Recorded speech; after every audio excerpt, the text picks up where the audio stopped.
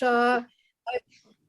I'm the chair of the NGO Committee on Mental Health, and I'm joined by my colleagues on the executive board, Dr. Elaine Congress, Dr. Felix Torres, and we are very delighted to welcome you all to this excellent program during Pride Month here in New York and around the world. We are the NGO Committee on Mental Health. We welcome membership from NGOs all around the world and civil society activists and advocates who are interested in issues related to mental health. I represent the International Council of Nurses, and our executive board and membership represent all different kinds of NGOs concerned about mental health. Not limited to mental health professionals, but we have attorneys and judges and clergy and teachers, and we welcome participation from all of you. We'll be sending out membership materials very soon as we begin our new year. And now I'd like to introduce the moderator and organizer of this wonderful program, Dr. Felix Torres, who is the convener of the LGBTQIA+ working group from the Committee on Mental Health. And he also is the excellent moderator of today's program. Dr. Torres. Thank you very much, Dr. Holly Shaw. Good morning, afternoon, and evening, wherever you may be right now. We are graced with a worldwide audience today with attendees, at least enrollees. They'll probably roll in as we continue from Africa, Asia, Europe, North, and South America. As Holly mentioned, I'm Dr. Felix Torres. I'm a clinical forensic and administrative psychiatrist, and my pronouns are he, him, and his. I am the Chief of Forensic Medicine for the Texas Health and Human Services Commission's Health and Specialty Care System State Hospitals. I'm a corresponding secretary for the NGO Committee on Mental Minority and Underrepresented Representative to the APA board, and a special advisor to the APA on the UN, the American Psychiatric Association being an NGO since 2015.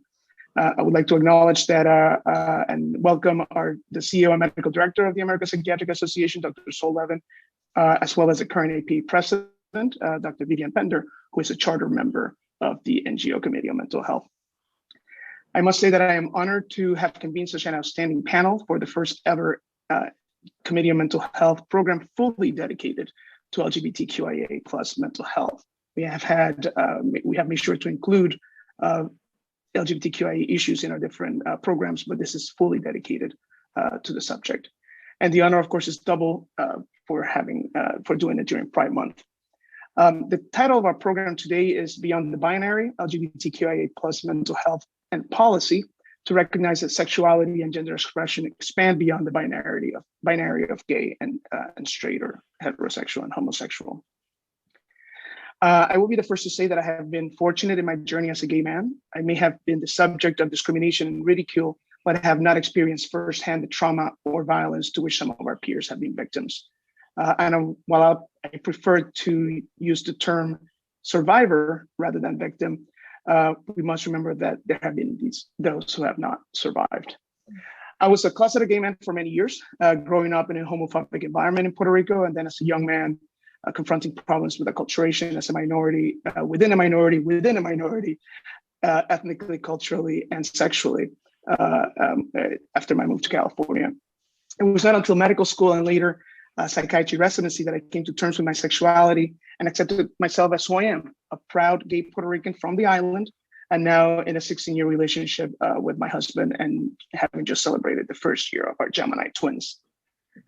We have come a long way. I'm currently on my first vacation since before COVID, and talk about a modern family. A group of 31 here in this vacation includes my husband and our kids, my bisexual sister, my lesbian sister-in-law, my husband, as I said, and kids, our parents, and our baby's gestational carrier and her husband, who are now officially their godparents as of their presentation last week. So talk about, like I said, a modern family. Going around visiting the sites here in Florida, I do not recall ever a Pride Month with so much Pride banners and merchandise everywhere.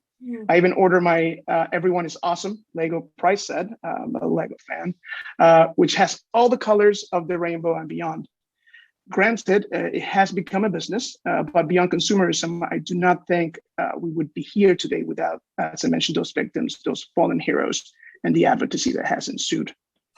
Yet we continue to see the legislature being proposed and passed that propagates hate and discrimination. So we must do more.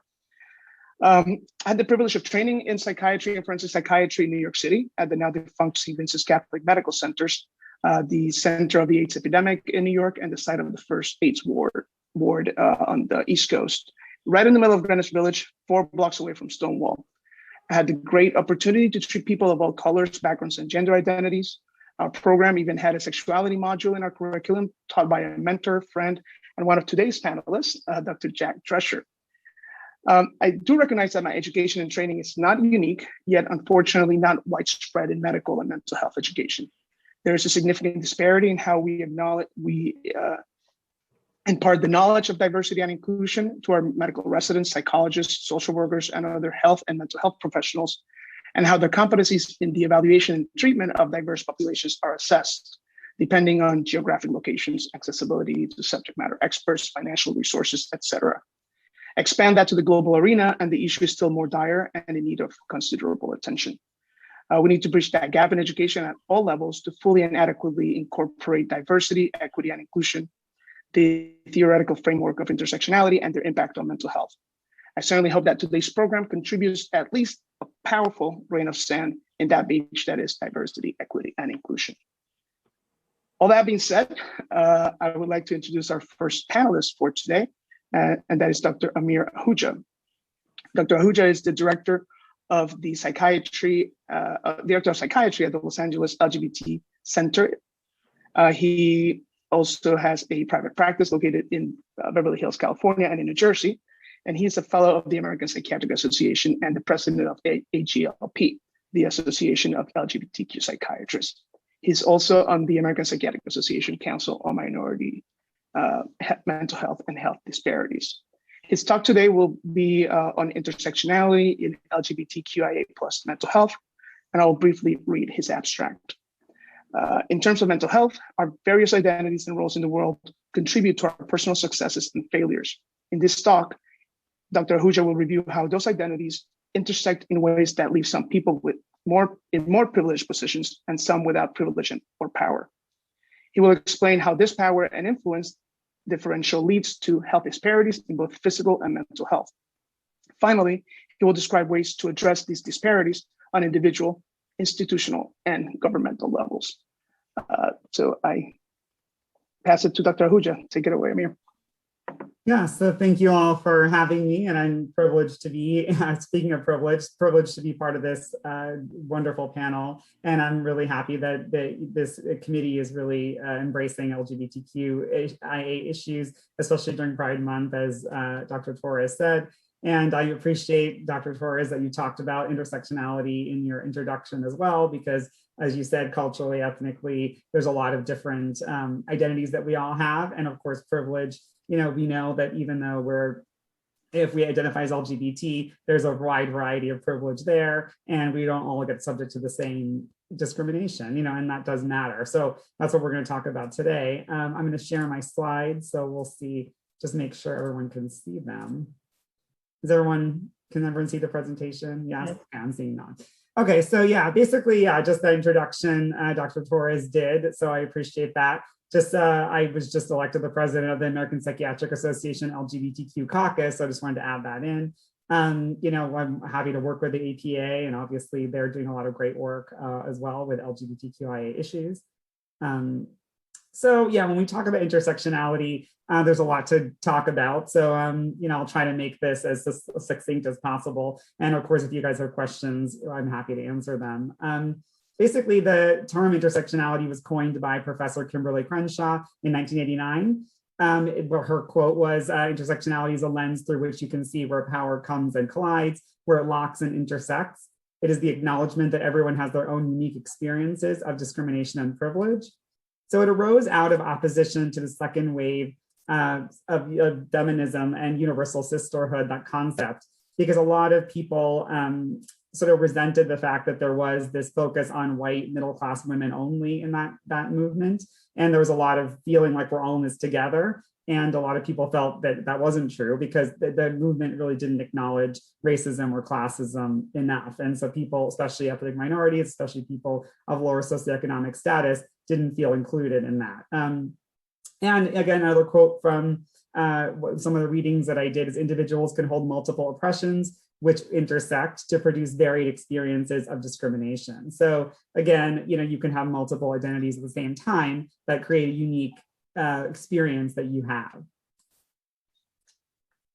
So basically, Audre Lorde is, as many of you know, a famous writer who said there's no such thing as single issue struggle because we do not live single issue lives. As someone who was a female identified as well as LGBTQIA and an ethnic minority, she recognized that there's a lot of different intersections that go on in our lives. And we don't live just as a woman or just as an ethnic minority, we live as a whole person. So basically, there's a lot of examples of the wheel of power and privilege that you see on the right-hand side. That is this one I liked because it sort of talks about different categories of privilege and then kind of has what would be a higher privilege and what's a lower privilege. So it kind of gives you an idea of everything. Obviously, it's busy. There's a lot to go through. So I'm not going to go through everything, but it's just important to kind of start with something like this to recognize where we're at in terms of privilege. And I think, I'm reflecting on this presentation, I thought, even giving this presentation where I normally give it in terms of American Psychiatric Association, in terms of here, largely we're talking to people who fall in a fairly powerful element, right? I mean, in terms of socioeconomic status, in terms of education, a lot of us are at a certain level. And, I also recognize that we don't have all the representation that we would want in all of these panels, because clearly, we're missing people who are really on the marginal element. So, I mean, but we all are an intersection of those things. So in terms of housing, body size, mental health, I'm glad is on here. Wealth, is a key thing. Language, gender, citizenship, of course, in America, that's big, but in all countries, being a citizen versus undocumented, a major power differential, disability, of course, gender and sexuality. So again, skin color, because colorism is in many societies. So again, it's just an idea of how do these things intersect. So something I encourage everybody to look up and sort of do for yourself and see where you end up and kind of reflect on what that means. And again, for people that you interact with, you don't have to go through this whole wheel, but again, like it's helpful to think of people as an amalgam of different identities and privileges.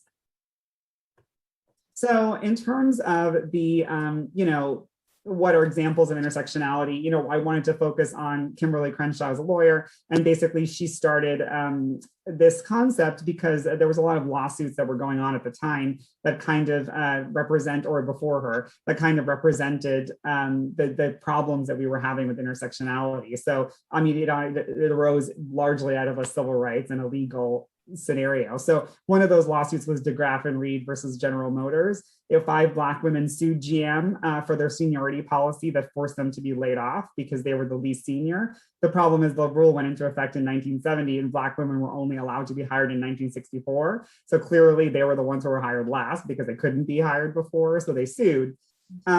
Basically white women and Black men, in terms of like who had one of those two identities were given preferential treatment and were able to be hired before that. So obviously we're not as subject to this rule. But the judge ruled that being a Black woman was not a protected class. So they couldn't sue on that basis. They had to sue either as women or as Black people.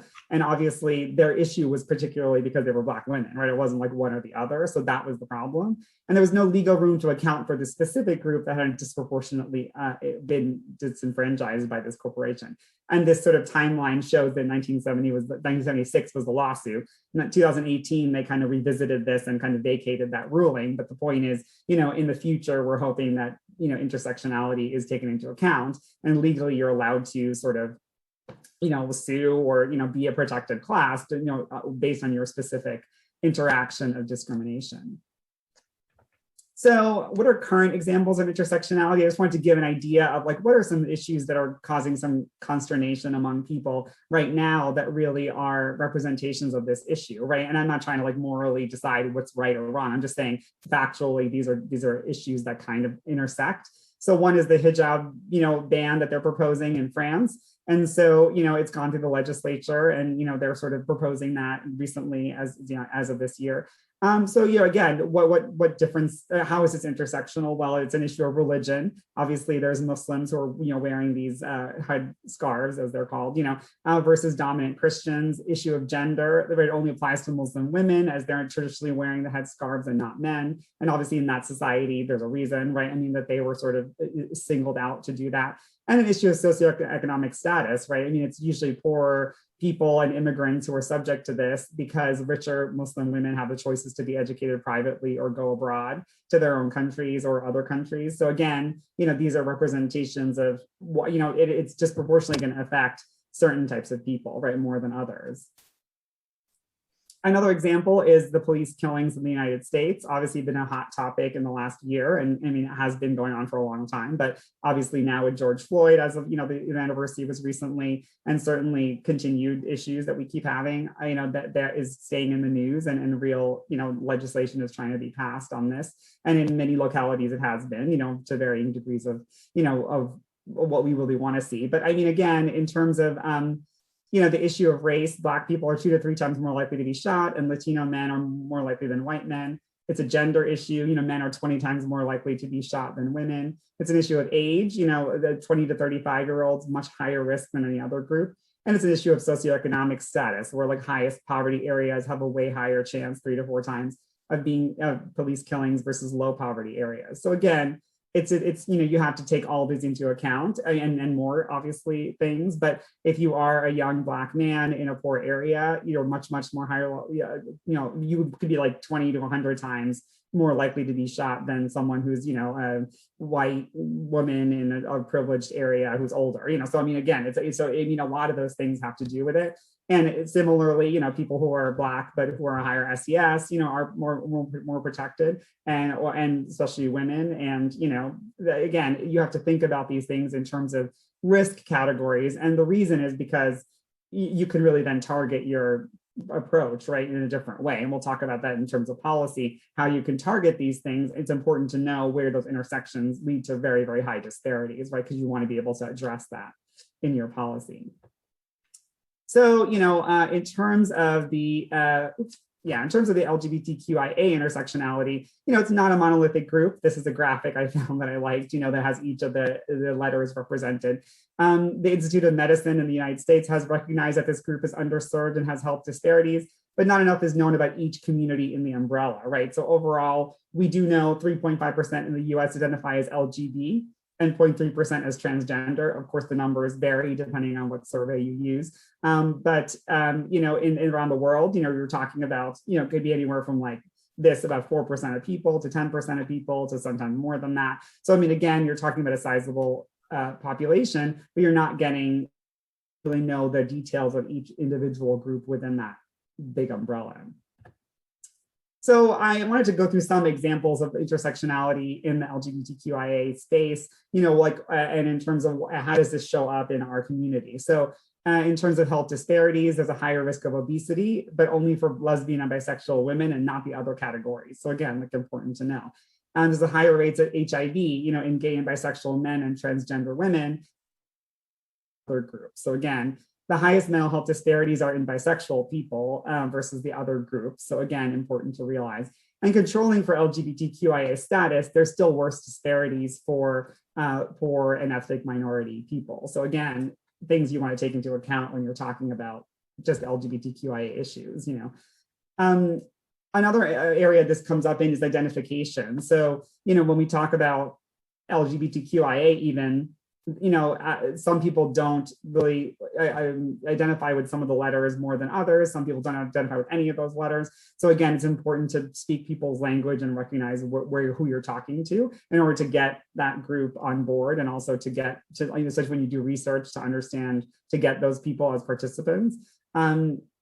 Asian Americans are more likely to use queer, so that's the queue, than lesbian or gay in terms of identifiers. African Americans sometimes are somewhat more likely to use same gender loving or identify as, heterosexual despite some same-sex behavior. Native Americans are more likely to use two-spirit, which again is, not necessarily one of the letters. So again, I think if you want those groups, it's important to speak their language. And, one of the other ones I wanted to talk about was healthcare access, which does differentially impact these different groups. So, this graphic on the left is sort of 56% of LGB respondents had at least one experience of discrimination with a physician. 70% transgender and gender nonconforming people respondents had that same, and 63% living with HIV. So particularly with transgender and gender nonconforming people, it's higher. Distrust in healthcare, from transgender patients in particular, results in a lack of healthcare use. Obviously, poverty causes barriers, the rural barriers versus urban settings in terms of LGBTQ expertise. And 76 countries have not legalized homosexuality. So clearly in those countries, there's a huge barrier to access because you can't, really, identify or train your staff appropriately in terms of, so that's important to recognize. So how does this affect mental health, right? Why are we talking about this in terms of mental health? Well, there's two general theories of why this matters. So one is the stress process model. It was established in 1981, and it sort of addressed the influence of stressful life events that are associated with structural inequalities. So basically, if you are on the low end of that wheel of power in terms of marginalized, privilege, you are going to have more traumatic early experiences, more disadvantaged status, and more unexpected life transitions that add up to create a higher level of stress and lower mental health. Minority stress model in 2003 by Elon Meyer says sexual minorities experience, and this was for sexual minorities, but all minorities experience increased mental health problems because of stress processes unique to their status.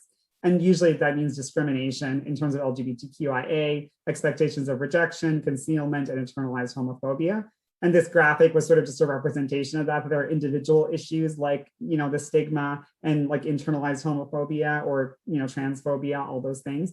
And then there's also a social network element that is non-acceptance. There's a lack of social support. And then there's a broad society level, of not accepting LGBTQIA people and the laws being unequal. So what's the importance of intersectionality in terms of mental health? Well, the key point is different microgroups experience vastly different stressors, and this leads to significant individual disparities that are important to recognize. For example, in the US, transgender veterans have higher suicide rates than either LGB veterans or transgender non-veterans. So again, it's important to know that group has a particularly high risk of suicide so that you can address that appropriately in terms of policy or practice.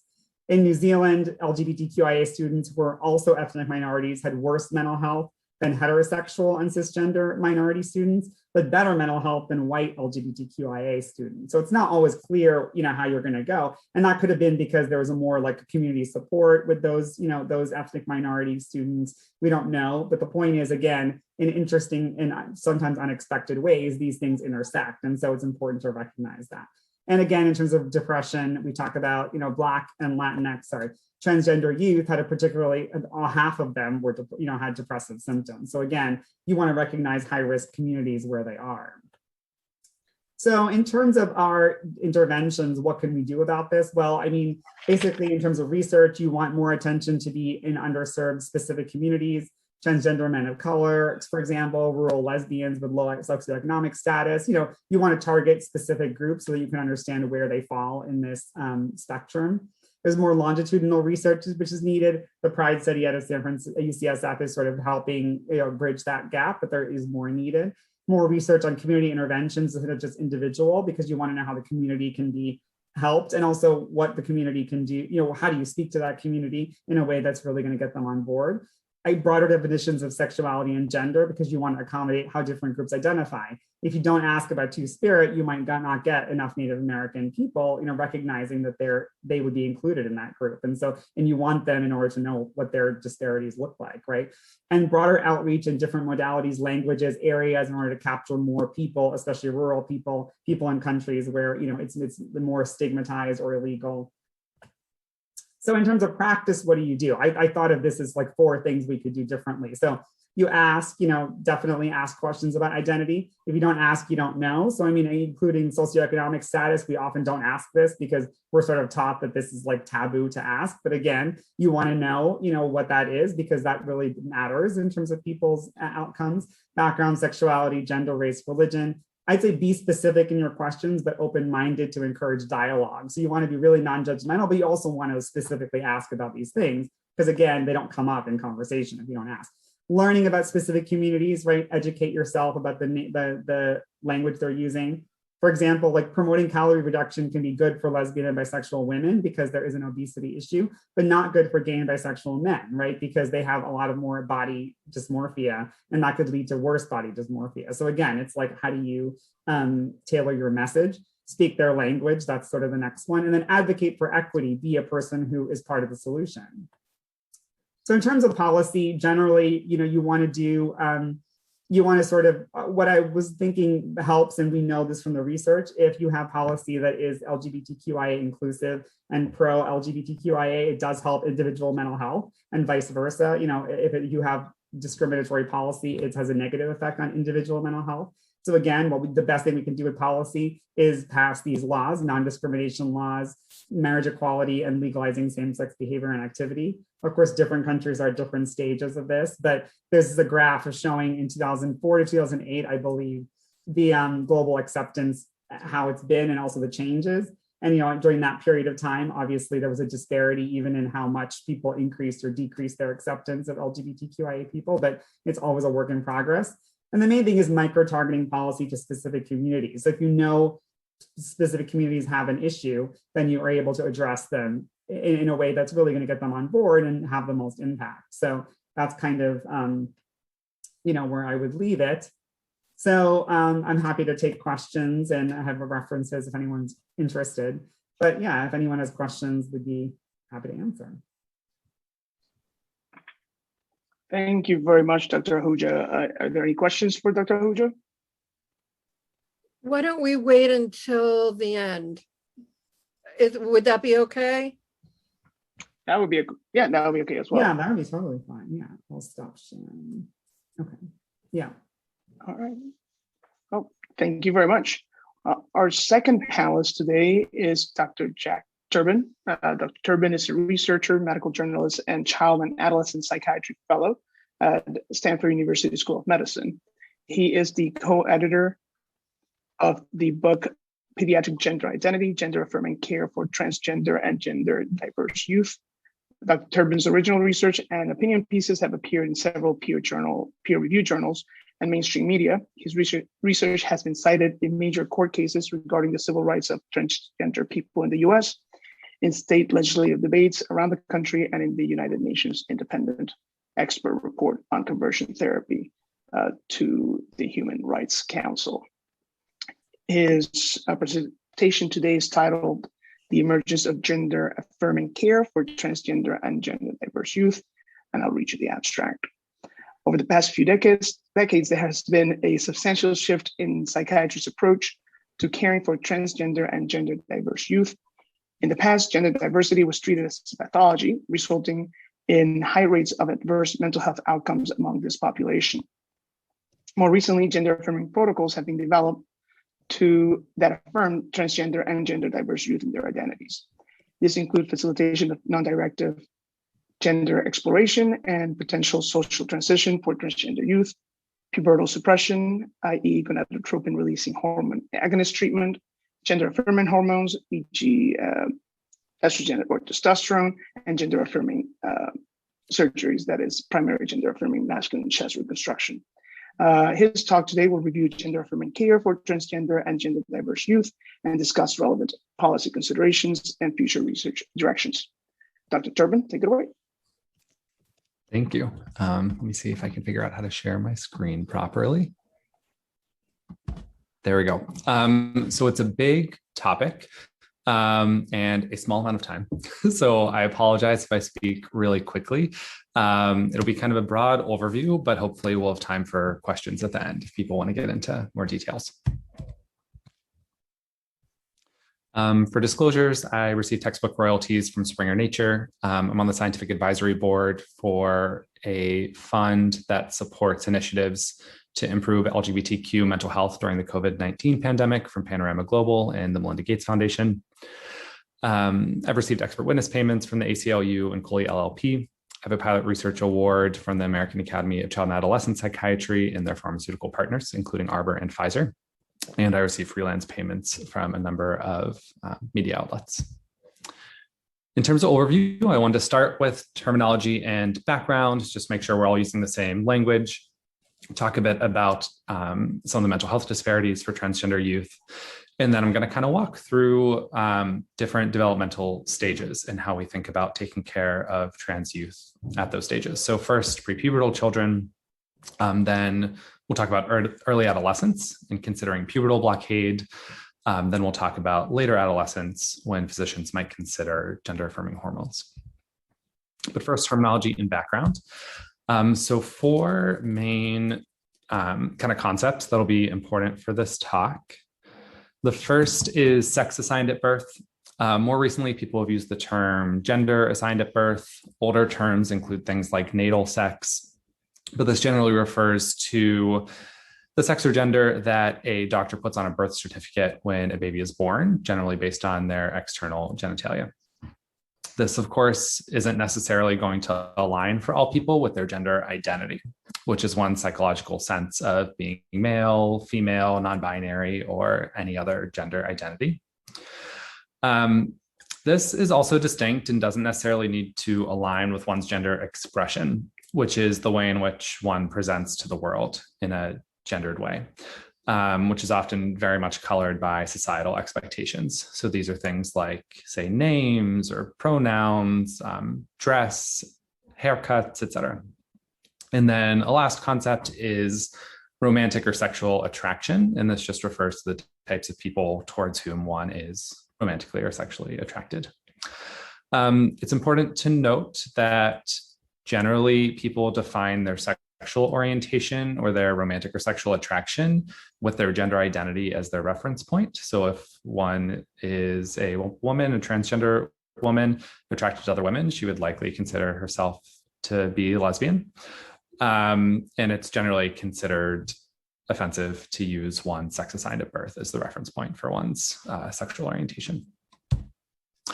Just to make sure we're all on the same page. I usually bake cookies and pass them out, but we can't do this online. So I just took a picture of a cookie, and the symbols are, again, the symbol generally means male, and this one is for female. This is sex assigned at birth. This is gender identity. This is romantic or sexual attraction. Could anyone unmute themselves and kind of describe this cookie to me to make sure we have the terminology down?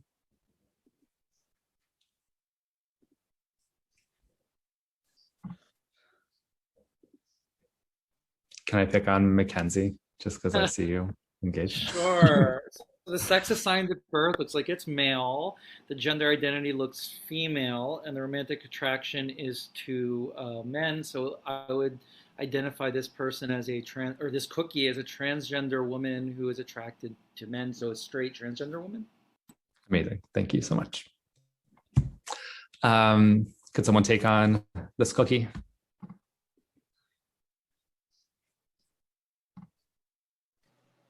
Hi, I can try. So this cookie looks like they were assigned male at birth. It seems like their gender identity also aligns with male, and it seems like they are romantically or sexually attracted to women. So they would be identified as a straight cisgender male. Perfect. Thank you. And one more.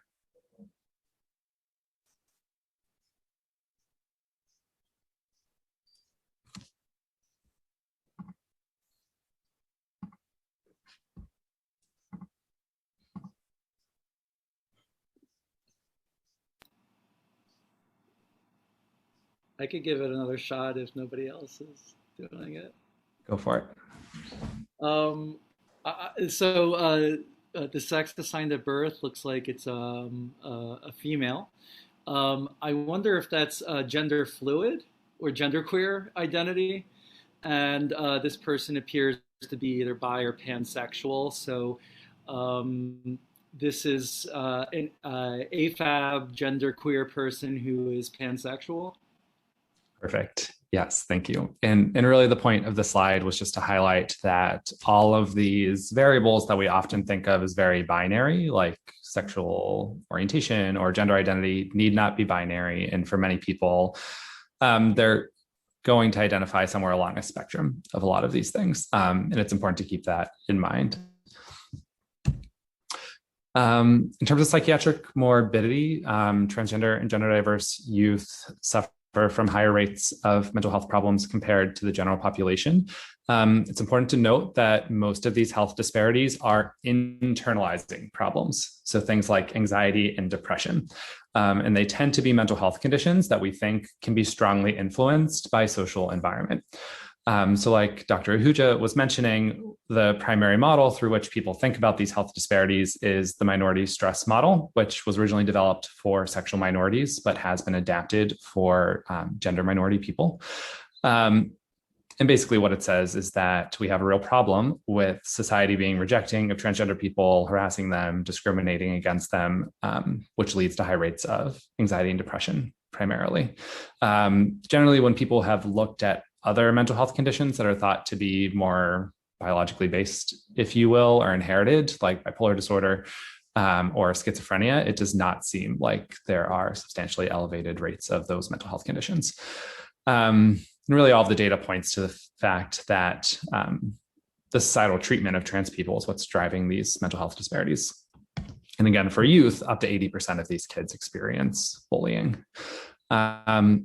And to highlight how dramatic these disparities are, we can look at the suicide attempt rates, which, depending on the sample that's been examined and the age, range from 9% to 30%, which is obviously much higher than the general population.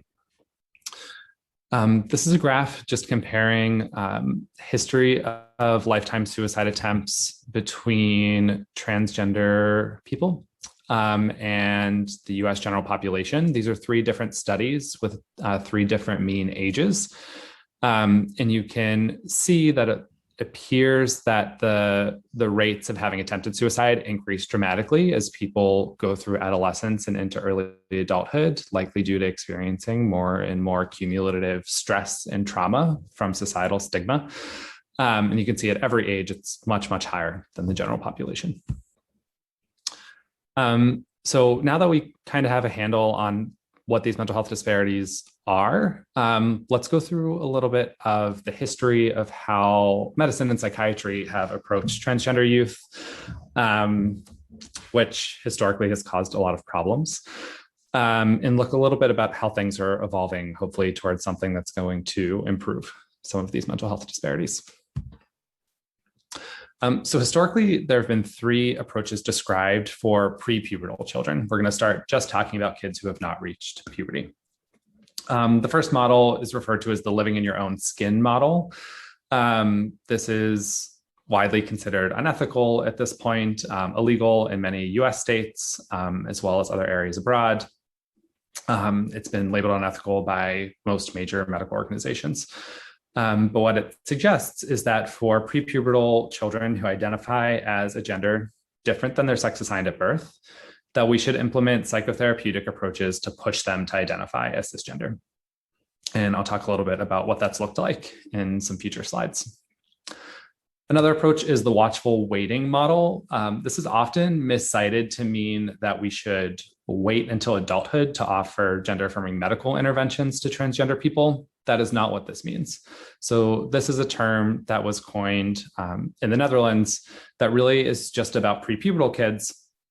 And what they are saying is to not recommend that a child undergo a social transition, so take on the name, pronouns, dress, etc., that match their gender identity until they reach puberty. However, the model is pretty explicit in saying that you should not implement any approaches to try and force the kids to be cisgender. It's really just the social transition question. The third model that's most popular in the United States is the gender affirmative model. And what this model says is that you should not try and force kids to identify as their sex assigned at birth, that is likely to instill shame, to damage relationships between the therapist and the patient, and to damage relationships between the parent and the patient. And under this model, you would also counsel a child and their family, a family, to let a child undergo social transition if the child wants to.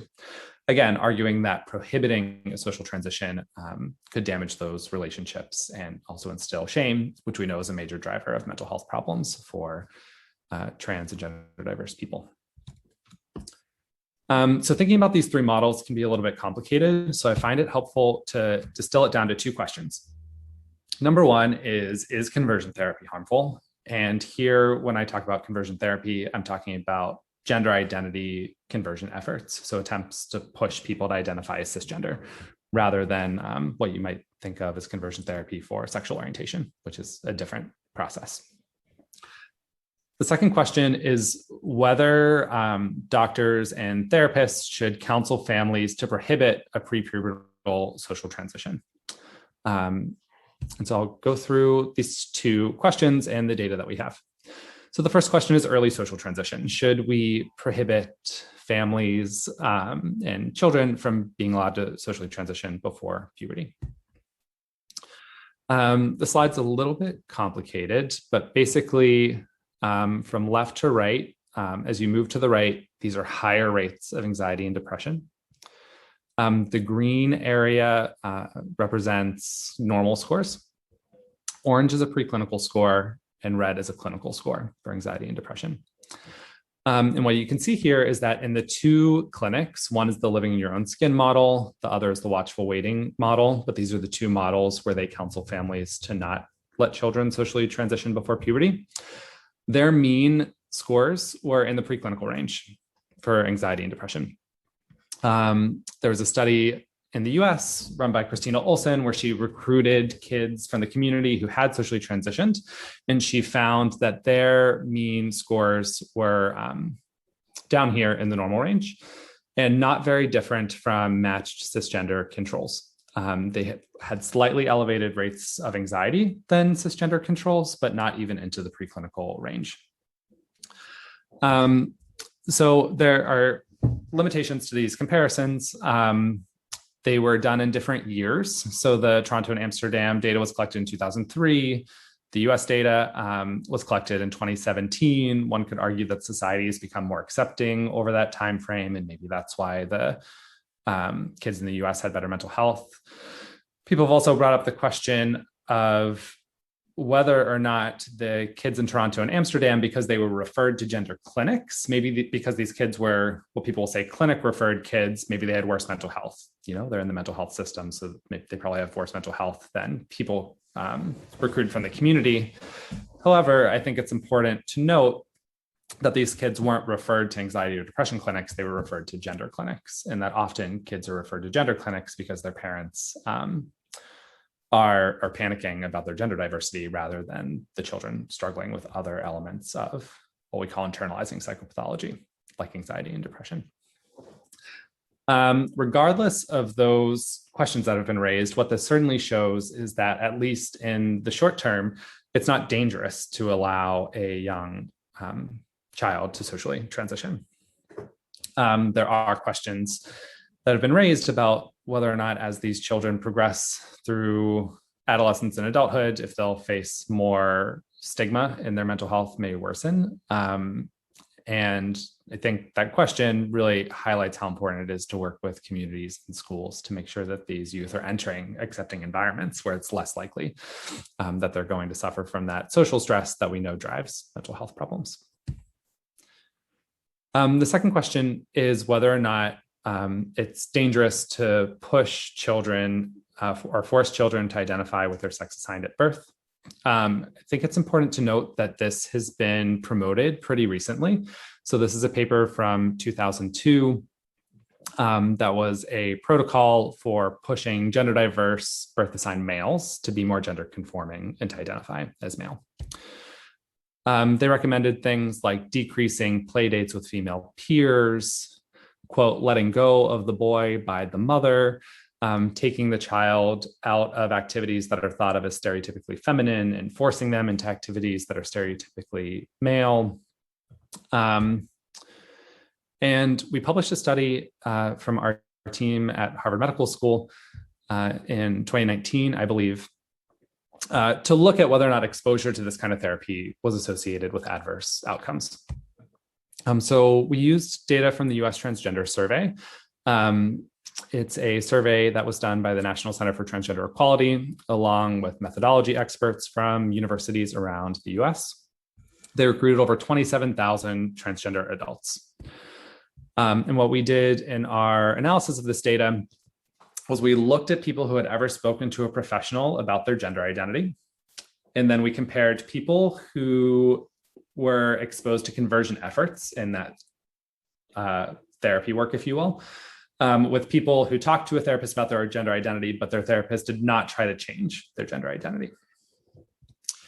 And what we found is that people exposed to conversion efforts versus non-conversion therapy had a much higher odds of a range of adverse mental health outcomes, including past year suicidal ideation, lifetime suicide attempts, and past month severe psychological distress. And this was true even after we adjusted for a wide range of potential confounding variables, including family support for gender identity, sexual orientation, gender identity, sex assigned at birth, et cetera. We also looked at people who were exposed to gender identity conversion efforts just during childhood. So talking about these young prepubertal children. And we found that for people who were exposed before puberty, there was an even stronger association with adverse mental health outcomes. So the lifetime suicide attempt adjusted odds ratio was 4-fold higher than those who had therapy without conversion efforts. We published another study from this data showing that exposure to conversion efforts is fairly common, actually, among trans people in the US. So 13.5% of people in this study said they were exposed to conversion efforts at some point in their life.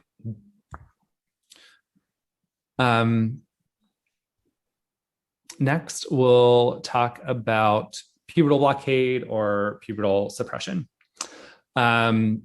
So again, we talked about prepubertal kids, and more the evidence is coalescing around two ideas. Number one, that attempts to force trans and gender diverse youth to be cisgender and gender conforming are dangerous and result in bad health outcomes.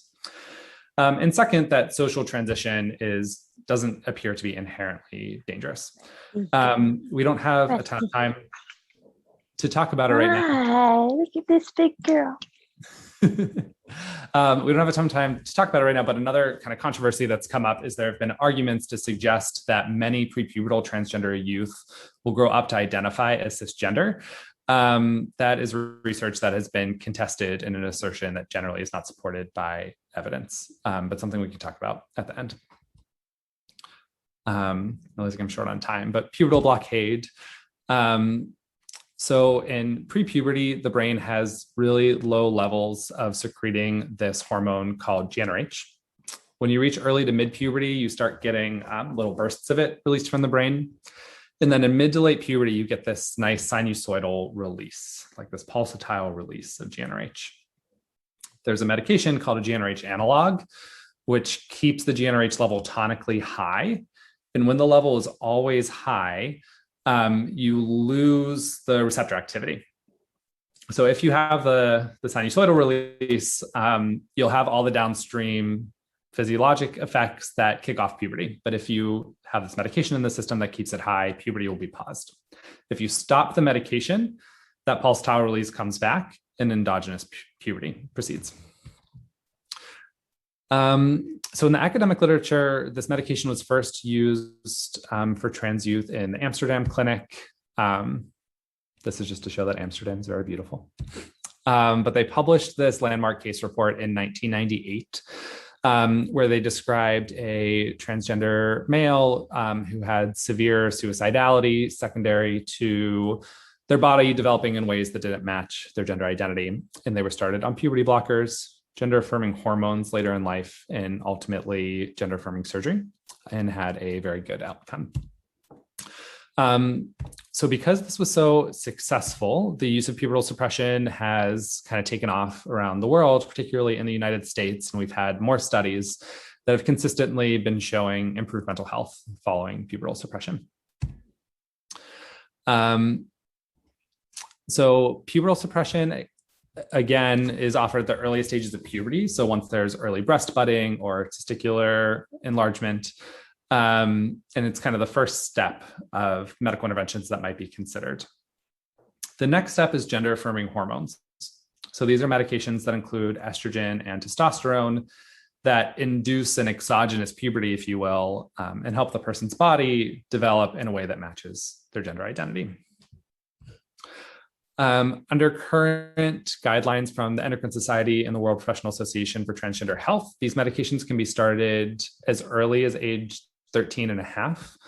Historically, they've not been offered until age 16, but there's been a recognition that kind of forcing young people to be on pubertal suppression for a prolonged period of time delays bone mineralization and also creates a social stress in which these kids are not going through puberty at the same time as their peers. So that's why there's been a move for these to be considered earlier for families, obviously on a case-by-case basis. And the two main medications are estrogen and testosterone. In terms of side effect profile, it's most important to note that estrogen can worsen hypercoagulability, so put you at risk of blood clots. It doesn't seem to generally be a major problem for people who are taking prescribed doses and having their estrogen levels monitored. But it becomes more of a concern if people are buying estrogen outside of the medical setting and maybe taking higher doses than generally would be prescribed, or if they're smoking while taking them. So those are just things to have on your radar. And understandably, it seems that a substantial number of people are buying hormones on the internet or outside of the medical system because there's been such a problem with providing access to these medications, and a lot of patients are unable to access them. Similarly, since the Dutch started reporting using these medications for transgender youth during adolescence, there's been more data accumulated pointing to their mental health benefits. In terms of this audience, the big thing I wanted to highlight is that there's been a huge problem with misinformation about gender affirming medical care for transgender and gender diverse youth. So in the US, we've had many states introduce bills that would ban gender affirming medical care for trans youth. Some of them would threaten to put doctors in prison for up to 10 years for prescribing these medications. Many of the bills contain frank misinformation. So some of them in the text of the bill will claim, for instance, that puberty blockers make transgender youth more suicidal, despite the fact that research shows the opposite. However, these political voices have been much stronger than the medical voices in the media a lot of the time. And many people don't realize that every major medical organization, including the American Medical Association, the American Academy of Pediatrics, the American Psychiatric Association, they all explicitly oppose these bills. Similarly, in the UK, there's been a lot of misinformation that's led to big problems. So there was a case recently where a judge ruled that transgender youth in the UK cannot assent with their parents consenting to pubertal suppression, and that they need court approval and a judge to say that they can provide that informed consent and assent. And in the decision, they falsely claimed that puberty blockers make kids more transgender or make them more likely to persist in being transgender over time, despite there not being evidence that that's true. So overall, I just wanted to highlight that historically there was a push to treat gender diversity as a pathology, and that it seems that's done a lot of harm to transgender people.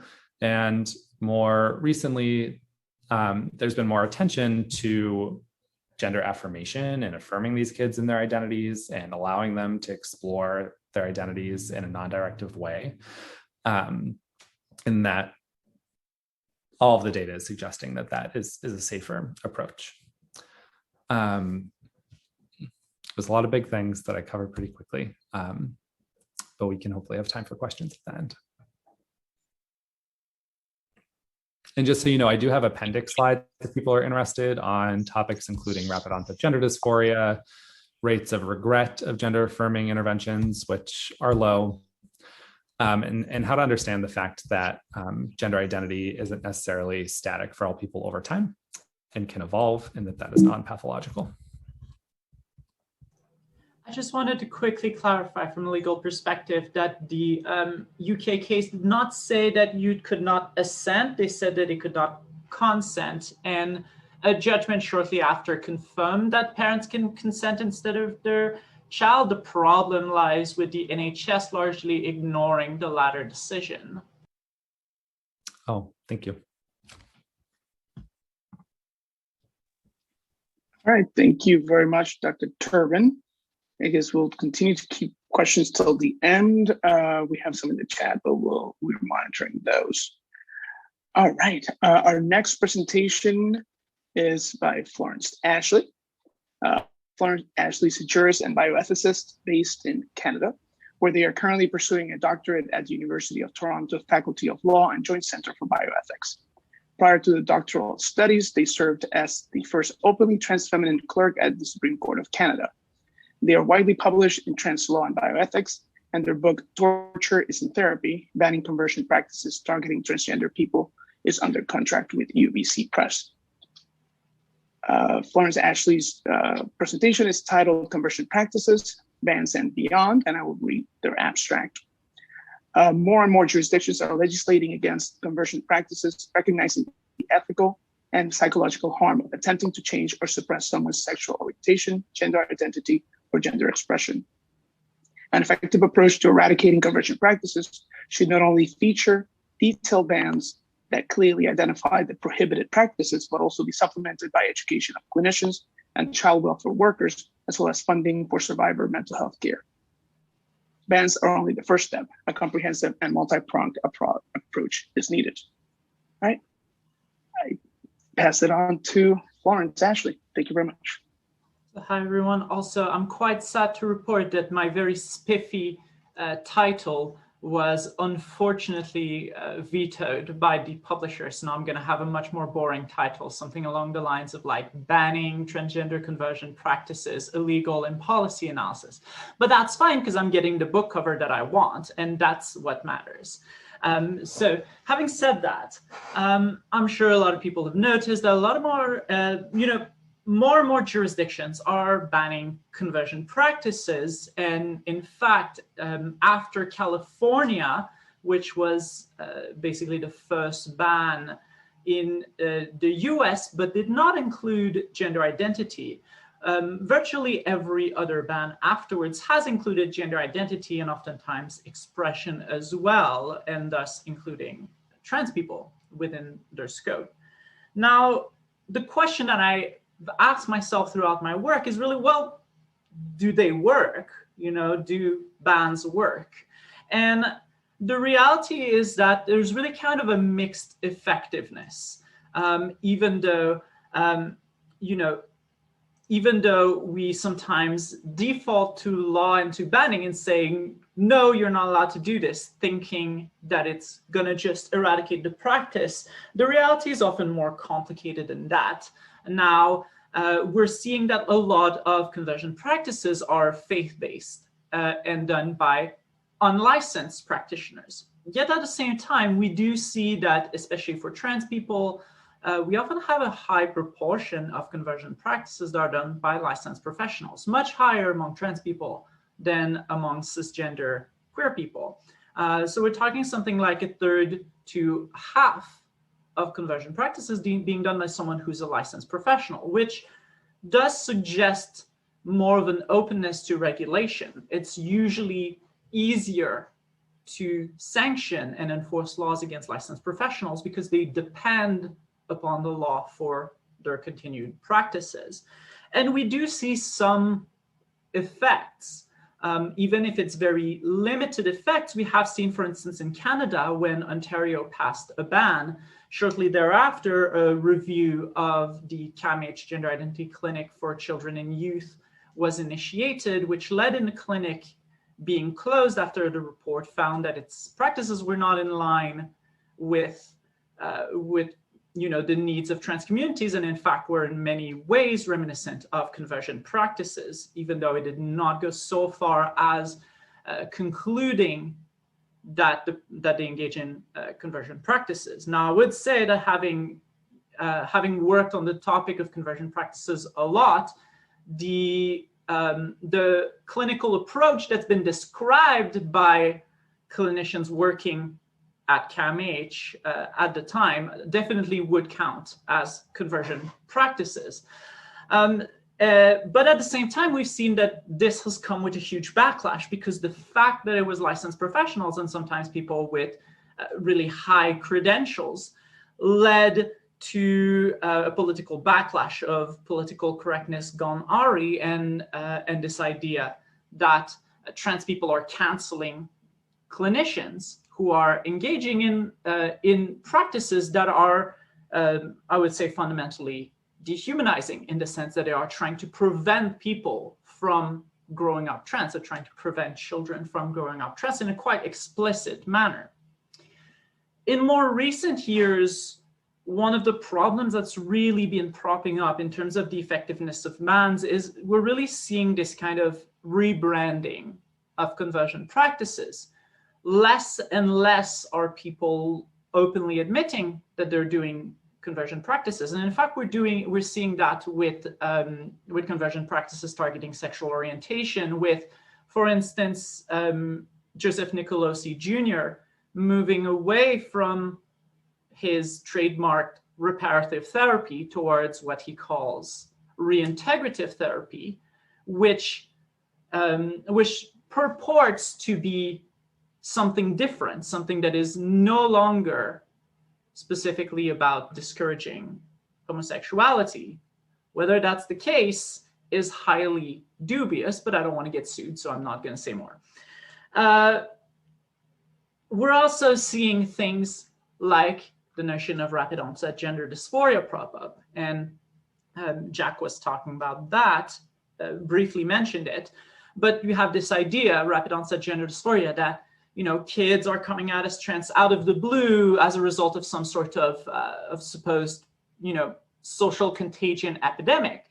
And it's not supported by evidence, but it doesn't really need to be, because it's really more about building this theoretical basis to justify a return to conversion practices, but under a purported pro-LGB guise. So they're saying the youths that are falsely believing that they are trans are in fact cisgender gay kids or lesbians who are fleeing their sexuality or fleeing womanhood, which, I mean, if that was the goal, we would be rather surprised by the fact that a huge proportion of trans people are bisexual or otherwise queer. So if it's a flight from queerness, it's not extremely successful considering how queer trans people are. But setting that aside, we need to really consider how trans-specific forms of conversion practices are evolving, and especially in terms of the new kind of hate the sin, not the sinner kind of discourse, which is really shaping up in the form of it's okay to be trans, but not to medically transition. And that's really what we're increasingly seeing as tied to this rapid onset gender dysphoria discourse.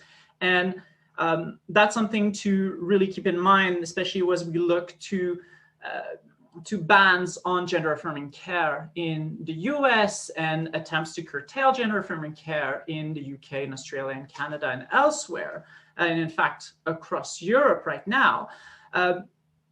Trying to delay or prevent medical transition is one of the ways in which conversion practices manifest for trans people. And in fact, that is recognized as such by in the UN Independent Experts report on so-called conversion therapy. So when we're looking at, the proliferation of bans, we really need to kind of ask ourselves more carefully how we can best ban, but also best discourage the practices. It's not merely a matter of naming the practice and saying no. It's about naming it well and doing things more than just saying no. It's also about going for unregulated practitioners. It's also about having things like legal aid. So one of the big issues that comes up with a lot of the bans is that they are only for minors. So they only ban the practices for minors and when done non-consensually to adults. But, practices have never been limited in that manner, in the sense that an unethical practice is unethical regardless of age or consent, unless what makes it unethical is the lack of consent. But that's not the case with conversion practices, right? With conversion practices, it's the fact of trying to diminish trans and queer existence that is the ethical problem. And as part of that, harm results. But, it's the same thing as one thing we see is another, there's a lot of practices that are disallowed regardless of age. One of the example is sexual relationships with patients. In that case, because it's understood to be harmful regardless of consent, or at least regardless of apparent consent, because that's also an issue that crops up with conversion practices. Is a lot of people are saying, well, I consented, but I didn't really know what I was consenting to. I had a lot of social pressures that led me to consenting. And so there's endless debates to be had about, putative consent and actual consent. But what is important is a lot of people look like they're consenting and are still being harmed. Moreover, even if it wasn't harmful, there's a question about whether it should be allowed, given what it implies about being queer and being trans. So it's still a very eugenicist practice, in the sense that we're trying to remove queer and trans people from the population. Now there's that issue, and really a need to expand bans to all ages, because a lot of people undergo conversion practices as adults. Again, something that is even truer for trans people. But data coming from Canada shows that in many cases, it's as many as 20%, as 50% of people that experience conversion practices as adults, as close as half. And globally, that also seems to be the case, given data by Outright International. So a huge problem with limiting our bans in that way. Then there's the problem of using the criminal law for people, when we're having this reckoning with police brutality, with state violence, with prisons, and really having kind of an awakening to the injustices of the justice system in the wake of Black Lives Matter movement and the George Floyd murders. Can we really, and do we really want to back criminal approaches? Personally, I don't. And beyond the philosophical aspect, there are good reasons to think that criminal law could be harmful to survivors. Why? Because once it's a criminal law, control is taken away from the complainant. The power is in the hand of police and prosecutors, who can call witnesses as they wish, who can force complainants who are no longer wanting to cooperate to appear at trial. They can force all sorts of stuff, and they can also decide to lay charges on, conversion therapists who were, or people who supported conversion therapists who are themselves survivors. And you can get to this kind of gray area that survivors are often better positioned to navigate. They'll be able to say, okay, look, I know this person contributed to conversion practices, and I know that my parents contributed, but I'm exercising my moral judgment in saying that they were also being sort of misled in the situation, and I'm not going to go after them. I'm going to go after this other person. And so by giving them the discretion in terms of civil suits, you are actually empowering survivors in a way that criminal laws are really not capable of doing. Also, there's also a more kind of obvious issue is a lot of places you cannot force someone to testify as defendants in a criminal suit, but you can force them to testify or draw negative inferences in as defendants to a civil suit. And since conversion practices are so dependent on intent, on the mental state of the practitioner, you really want to be able to put them on the stand. So criminal laws also has this kind of huge flaw. So what do we do to fix that? Then some other issues. I don't want to go too in detail, but we need to go beyond bans to really target unregulated practitioners. We need to have legal aid for survivors because you can't sue if you don't have money. Lawsuits are expensive, and few people are going to take up case on contingency fees. So really, it can be very difficult. So extending legal aid to include survivors of conversion practices would be a great thing. And then we also just need to look at bans more pedagogically. And this is kind of my kind of like main message that I think is always very important when I'm talking about bans is right now, a lot of people read bans and don't know what it applies to, don't know what practices it applies to. And oftentimes it takes a very good knowledge of not only the law, but also clinical practices to figure out if a given clinical practice falls under the law. In my book, I have sometimes to spend like an entire chapter just figuring out if a specific practice counts as conversion practices under the law. That kind of legal interpretation that depends on very contextual understanding of practices and of the law is not something that most people can do. Very few people have that expertise in kind of both fields, and that's a problem when you have these very like fuzzy and vague definitions.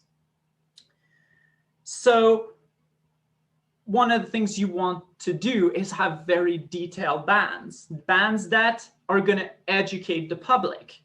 One, because if you want to follow the law, you need to know what the law says, right? And even if a law is not vague in constitutional terms, so vague as to be void, it can have a certain social vagueness. And we really need to think at that pedagogical aspect. And one thing that I suggest, and especially in my book, really drive home, is we really need things that are extremely detailed and clear so that practitioners can self-regulate, but also can, call each other to account for their practices, which is sometimes a problem, especially when you're trying to call a colleague to account for conversion practices, but you don't necessarily have the same degree of expertise. And so you're not necessarily comfortable saying, hey, like that sounds like conversion practices, you shouldn't do that. But if you have something that is, a text that is very, very clear, that can make it easier. It can really empower, this sort of peer pressure. So what I suggest as multi-pronged approach is really kind of 3 levels. First, you need to have, better, clearer laws. 2, you need to have survivor support, because people's trauma doesn't disappear once we say conversion practices are bad. We actually need to help them heal. And 3rd is really building a strong network of professional education and also disciplinary enforcement. You need to have professional licensing bodies actually go after conversion practitioners. And you also need to have a strong education so that people will be taught from the first day at school that that's not something you do, that trying to prevent kids from going up trends is just not something you do. And looking towards kind of the future, perhaps in more opening up, I think we really need to think about how transconversion practices are probably on the rise. We don't really have good data on that, but there are a lot of indicators, like the rise of rapid onset gender dysphoria, like the spread of these anti-trans bills in the US, that are really omens of a very grim future. So I think clinicians, lawyers, jurists, academics, everyone really needs to express their collective voice in opposition towards these movements and being increasingly clear in saying this is not okay. We need to oppose people who spread conversion practices and also people who legitimate it. We need to have, the professions be extremely clear that trying to discourage youth from growing up trans, as some people have done, most notably people like, Cantor and Zucker and other people, need to say that's not okay. You can't try to prevent people from growing up trans, that this most likely constitute conversion practices in a legal sense, but even if it doesn't in a legal sense, it certainly is conversion practices from an ethical sense, and that's just not acceptable. And there really is a need to oppose these attempts at justifying preventing transness, instead of kind of as we've been seeing, people selectively standing up, defending them on account of free speech, as though scholars and clinicians don't have ethical responsibilities towards trans communities. So I think that's really important. As we also move in the public sphere, I think we need to have increasing conversations about what is the role of harm in our discourses, because I'm a little bit worried about the centering of harm as the sole criterion by which conversion practices are unethical. Because I think, there's this general, first of all, especially for youth, there is this general freedom to be yourself. And it's a freedom to be yourself that has been amply recognized in the context of abortion care and reproductive health, but has yet to really be centered in trans healthcare and bioethics, notably in opposition to bans on gender affirmation. And while harm is important to emphasize, so it's important to emphasize that denying this care and forcing youth into various forms of conversion practices is really harmful, it's also important to emphasize that it's really gender self-determination is a core component of autonomy, and one that should really prevail in those discussions. And really the burden is on opponents of gender affirmation to demonstrate that gender affirmation is unquestionably harmful, which is the same standard that has been well established in the context of reproductive health care with judgments like Roe v. Wade and Planned Parenthood versus Casey. So I think we need to look to those debates and how they've been panning out, not only because I think it's a stronger ethical and legal basis to defend trans youth, but also I think we really need to start having this alliance with reproductive health, which is also under fire in the United States right now and elsewhere as well. So I will end on this and let people think about the relationships between trans health and reproductive care. Well, thank you very much, Florence. We will move on to our last but not least final panelist, Dr. Jack Drescher. I need to make sure that I do Dr. Drescher justice with his bio in the context of his many decades of work in the arena. Dr. Jack Drescher is a psychiatrist and psychoanalyst in private practice in New York City. He is a clinical professor of psychiatry at Columbia University and a faculty member at Columbia's Division of Gender, Sexuality, and Health. He's a senior psychoanalyst consultant at Columbia's Center for Psychoanalytic Training and Research and an adjunct professor at NYU's postdoctoral program in psychotherapy and psychoanalysis. Dr. Drescher is a distinguished life fellow of the American Psychiatric Association, a past president of the group for Advancement of Psychiatry and a past president of the APA's New York County Psychiatric Society. Dr. Drescher is section editor of the Gender Dysphoria chapter in the Diagnostic and Statistical Manual 5th edition, text revision, and that is anticipated for publication later on this year. He served on the APA's DSM-5 work group on sexual and gender identity disorders and served on the World Health Organization's working group on the classification of sexual disorders and sexual health that revised sex and gender diagnoses in ICD-11. Dr. Drescher is the author of Psychoanalytic Therapy and the Gay Man and the emeritus editor of the Journal of Gay and Lesbian Mental Health. His publications have been translated into Italian, Portuguese, French, Spanish, Russian, Arabic, Finnish, and German. And Dr. Drescher is also a media expert spokesperson on issues related to gender and sexuality, and he has appeared on major podcasts and cable news networks and is frequently cited in the media for his views. Dr. Drescher's title today is ICD-11, Revisions Relevant to the Health and Mental Health of LGBTQ Populations, and I will read his abstract. In the World Health Organization's 2019 revision of ICD-11, significant changes were made to ICD-10's classification of mental and behavioral disorders related to sexuality and gender identity. These changes included the ICD-10 disorder groupings of F64, gender identity disorders, and F66, psychological and behavioral disorders associated with sexual development and orientation.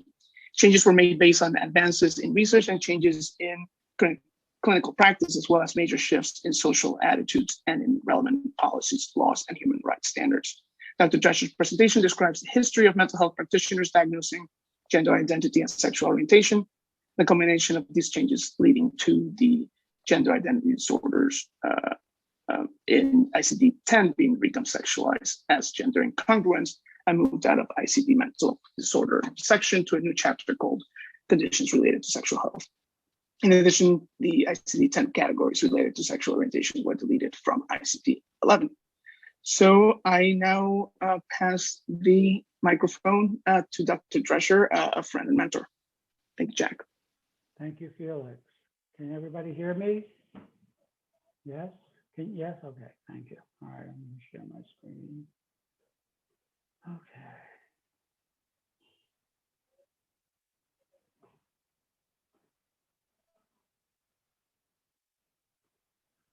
Oh, sorry, wrong one.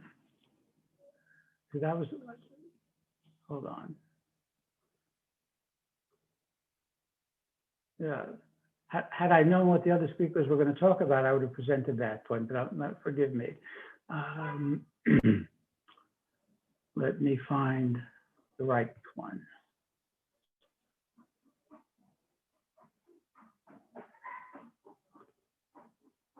Here it is, okay.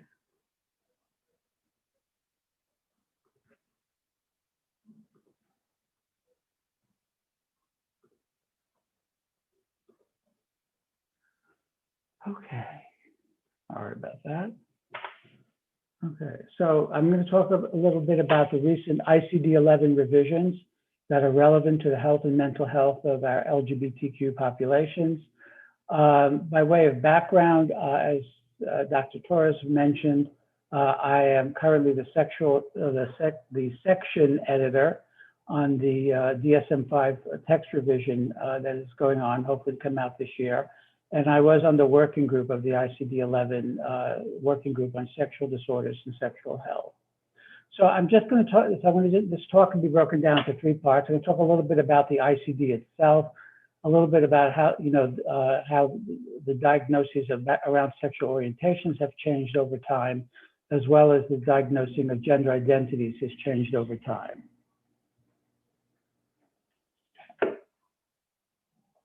So we'll start with the ICD. So the ICD is a product of the World Health Organization since the 1940s. The core constitutional responsibilities of WHO include the development and maintenance of international classifications for health and standardization of diagnostic procedures that are necessary. And by international treaty, there are 194 countries, member states, who agree to use the ICD as a standard for collection and reporting of health information. Here in the United States, we're using something called the ICD-10 CM. Why do countries use the ICD? Well, it's a framework for health information and reporting. It monitors mortality and morbidity statistics, epidemics, threats to public health, as we've all heard in the last year, and disease burden.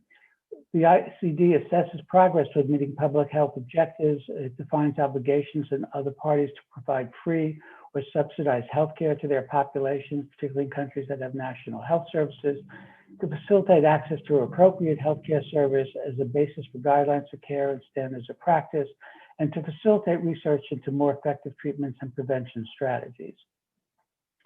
So the ICD-11 passage, so ICD-10, as many of you may know, came out, first issued in 1990 and then approved by the World Health Organization Assembly in 92. But in 2005, which was a long lapse, they decided to start working on ICD-11. An international advisory group was appointed in 2007. Dr. Jeffrey Reed here in the United States was appointed as senior project officer and graciously provided me with some of these slides because I did not enter this process until 2011. In 2009, there was a report on human rights and gender identity by the Council of Europe Commissioner on Human Rights that pointed to problems classifying transgender identity as a mental disorder, as well as concerns about access to care. And in 2011, the European Parliament passed a resolution on human rights in which they roundly condemned the fact that homosexuality, bisexuality, and transsexuality are still regarded as mental illnesses by some countries, as we saw in Dr. Ahuja's slides, including within the EU. And they called on states to combat this, calls in particular for the de-psychiatrization, a word I never saw before this, of the transsexual, transgender journey, for free choice of care providers, for changing identity to be simplified, and for costs to be met by Social Security schemes. And they called on the Commission and the World Health Organization to withdraw gender identity disorders from the list of mental and behavioral disorders and to assure a non-pathologizing reclassification of the negotiations on the 11th version of the International Classification of Diseases. So the working group was appointed in 2011. Here is from many people from around the world. And we were charged with evaluating the clinical and research data to inform the revision of diagnostic categories related to sexuality and gender identity that were included in the ICD-10's mental and behavioral disorders chapter. So this is what the codes look like. I'll cover the diagnoses more. There were three categories: the gender identity disorders, disorders of sexual preference, and the psychological and behavioral disorders associated with sexual orientation and development. And what happened in the working group, there was an informal breakdown in which I was asked to take a lead with a couple of other people in recommendations for the chapter on gender identity disorders. Dick Kruger, also here in New York, is an expert on paraphilias, and disorders of sexual preference are now called paraphilias in ICD-11. And then the issues having to do with psychological and behavioral disorders associated with sexual orientation and development, with Susan Cochran taking a lead as well. So this is just, if you look at the bottom left, that's our tiny little group in this bureaucratic morass about how to change a diagnosis. So we came up with some ideas. They had to go through many layers and levels, finally to the World Health Assembly, which approved most of our suggestions. So before I go into what happened, I'm going to talk a little bit about the history of diagnosing homosexuality. So the earliest psychiatric manual is probably Kraft Ebing's Psychopathia Sexualis, in which he did talk about a category, homosexuality. His use of the term really led to I think he didn't invent the term. It was invented in 1868 by a Hungarian journalist, but the term, he used that term and it picked up, and that is really the term that then mostly entered the scientific literature. And so when the ICD-6 comes out in 1948, this more modern manual has a listing for both homosexuality and lesbianism. The DSM-1 comes out in 1952, and they have a diagnosis of homosexuality. We see ICD-7 and 8 have diagnoses of homosexuality. In 1968, DSM-2 had a diagnosis of homosexuality, which was considered a sexual deviation. And as many of you know, in 1973, the American Psychiatric Association removed homosexuality from the DSM-2. And the DSM process was very different back then. They just used to print a few thousand copies. And then after they sold a few thousand copies that people wanted, because nobody really wanted that DSM. It's not like the modern DSM. So in the seventh printing, homosexuality was per se was replaced by a diagnosis called sexual orientation disturbance, which meant that if you were unhappy with your orientation, heterosexual or homosexual, and you needed to see a psychiatrist, you could be coded for treatment. ICD-9 came out after the DSM-3 changes. They still had a diagnosis of homosexuality. 1980 DSM-3, because ego-dystonic sexuality didn't really, sexual orientation disturbance did not really work. It was sort of a King Solomon kind of decision to sort of get rid of the diagnosis but keep something. But heterosexuals don't seek out psychiatrists to change to homosexuality. So the diagnosis really didn't have any clinical basis. And so the diagnosis was made, changed to ego-dystonic homosexuality in DSM-3. By DSM-3R, I have an extra capital I there, in DSM-3R, the diagnosis was removed. And this was because, as I said, these diagnoses following 1973 decision were political decisions and battles in the organization about whether or not to have a diagnosis. But by the time 1987 rolled around, the people who wanted to keep the diagnosis in the manual were not very involved in the APA, so it was gone. In 1992, the ICD follows suit and removes homosexuality per se, but they do something similar to what DSM-3 does, that they have a few codes like ego-dystonic sexual orientation and a couple of other ones, which made its way into the ICD-10 and were taken out in ICD-11. And DSM-5, DSM-4 had a they didn't have any homosexuality codes, but in the wastebasket category of sexual disorders not otherwise specified, they gave as an example a person unhappy about their sexual orientation as a way to use that code, but that code was removed in DSM-5. So there are no codes in either DSM-5 or ICD-11 now for the treatment to justify any kind of psychiatric treatment of homosexuality per se. So these were the codes in the ICD-10: sexual maturation disorder, ego-dystonic sexual orientation, sexual relationship disorder, and then the others in the unspecified. This is just, if you go to the WHO website, the terms are defined there for them. I won't have to read them, but they basically say if you're unhappy about being gay and you want to see a psychiatrist, you have a diagnosis. So this subgroup of the working group published a paper in the Bulletin of the World Health Organization about the proposed classification of disease categories related to sexual orientation in ICD-11, a rationale and evidence from our working group. And the article reviewed the scientific evidence and clinical rationale, continuing to include categories based primarily on sexual orientation in the ICD. It was a review of the evidence published since 1990, found little scientific interest in these categories. Nobody uses them really. And in addition, the working group found no evidence that they were clinically useful. They neither contributed to health service delivery or treatment selection, nor do they provide essential information for public health surveillance. Moreover, the categories can create unnecessary harm by delaying accurate diagnosis and treatment. So the working group recommended that the categories be deleted entirely from ICD-11 and that health concerns related to sexual orientation could be better addressed using other ICD categories. And that was accepted. And this is just a table showing the different names and parent categories. Homosexuality in the ICD-6, for example, has the same code as nymphomania, for example, or perversion, which was a diagnosis in 1948. By 1955, homosexuality and lesbianism are there, again, with the same codes as erotomania or fetishism. ICD-8 seems to be an advance in that homosexuality gets a code of its own as a sexual deviation, which is followed suit in ICD-9. The ICD-10 codes I told you about, and as I mentioned, ICD-11, there is no code.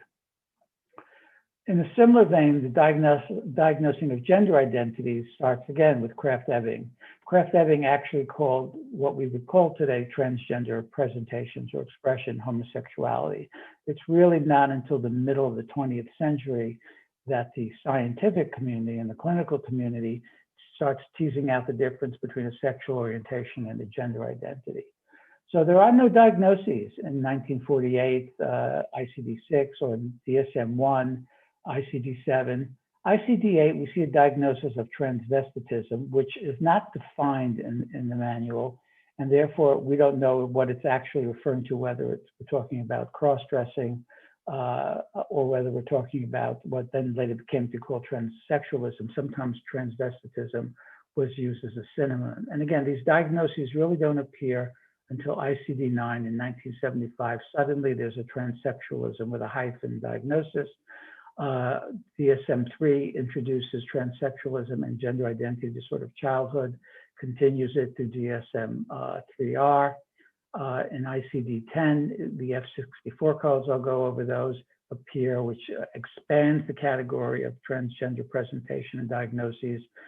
In DSM-4, we have gender identity disorder of adolescence and adulthood, as well as childhood. DSM-5, I was on that committee as well. We changed the name of the diagnosis to gender dysphoria. And in ICD-11, we changed it to gender incongruent. And the reason we didn't use gender dysphoria is because you do not, within ICD-11, have to have any distress or dysfunction to feel gender incongruent, which justified also the removal of the diagnosis from the mental disorders section, which I'll talk about. So these are the codes that we were looking at: transsexualism, well, transvestism, GID, childhood, and other and unspecified. If you go to the WH website, the diagnoses are defined somewhat. So, as I said, so we published our first paper in 2012 about where should the gender diagnoses appear in the ICD-11. We were really responding to the issue of the stigma created by these diagnoses being treated as a mental disorder. Now, when we were working on DSM-5, people also wanted us to take it out of DSM, but we decided against that because we thought people needed a diagnosis code and that access to care trumped the issue of stigma. But we had more choices in the ICD-11 because you could move it out of mental disorders section and it would still be an ICD code. So we published that paper. We talked about trying to find a balance between the competing concerns of stigma versus access to care that would be consistent with the human rights mission of WHO. And we felt that the combined stigmatization of being transgender and of having a mental disorder created a doubly burdensome situation for this population that adversely contributed to their health status. That we felt that the classification of gender identity diagnoses as mental disorders was serendipitous because actually we don't know what causes gender incongruence, whether it's biology or psychology, nobody knows. So without knowing, do less harm. And we felt that the history was based on prevailing social attitudes than scientific evidence because the etiology was and remains unknown. Let's go on. So these were the recommendations. We said, we thought the best thing is this is a presentation, clinical presentation, unlike anything else that we could think of. So give it its own chapter, but outside of mental disorders. That one did not fly, but our second choice was put it in this new chapter called Conditions Related to Sexual Health, which was out of mental disorders. We received, requests from some advocacy groups, why not make it a surgical diagnosis, an endocrine diagnosis combined with a Z code. Well, those of you who work in healthcare systems that using ICD in the United States and the DSM, we call these V codes. These are codes that are not reimbursed. So you could have a code and not get reimbursement, which defeats the whole purpose of having a code. And then there were those who wanted it removed entirely. But it went into this new chapter. And in this chapter, you have these three diagnoses: one diagnosis for adolescence and adulthood, and another one for childhood, and one unspecified. Everybody was happy that we heard about the adult diagnosis. We heard some controversy about the child diagnosis. Some called for removing that diagnosis entirely from the manual because they used to say we were psychopathologizing children, and now they said the diagnosis pathologized these children.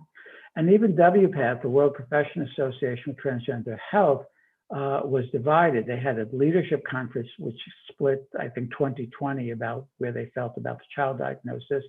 And they also split when they polled the membership. There was almost a 50-50 split about whether there should be a diagnosis.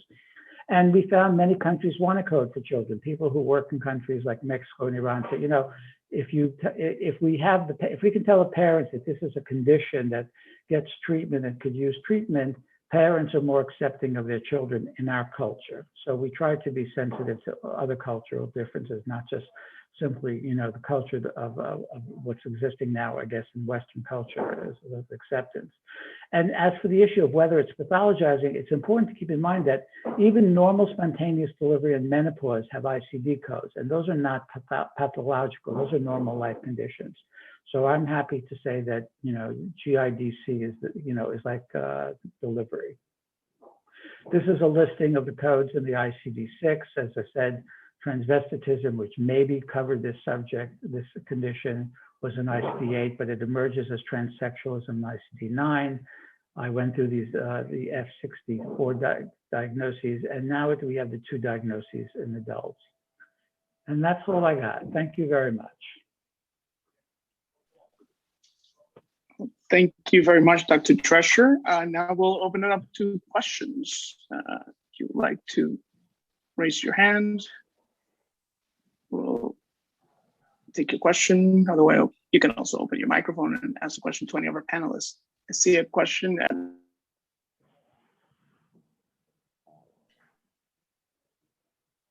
Did you call on me, Felix? Okay, you're muted. Oh, I'm speaking. I'm muted. Okay, well, thank you very much, Dr. Drescher, for your presentation, as I said. Yes, Dr. Shaw, please go ahead with your question. Thank you all for outstanding presentations. I'm feeling so privileged to have access to this information and this discussion. And when Dr. Torres began, I felt so happy for him, but very sad for many of my colleagues who continue to suffer as adults. One, a highly accomplished health professional who's still tormented by adolescent experiences as a gay young man. And as a substantive committee of the Conference of NGOs and Consultative Relationship with the UN, we have a responsibility to advise and advocate on behalf of all countries, not just those well-informed. And so I wonder if all of the panelists can suggest for us as a committee steps we can take to help our colleagues in countries where these discussions are not encouraged or permitted, and in fact, behaviors are still against the law, sometimes enforceable by capital punishment. How can we advise diplomats from those areas about best practices, and how can we facilitate what I would consider growth and education and health promotion within our UN community? And that question is for each of our presenters. And then we have hard work as the committee to really try to take advocacy a step further than this discussion.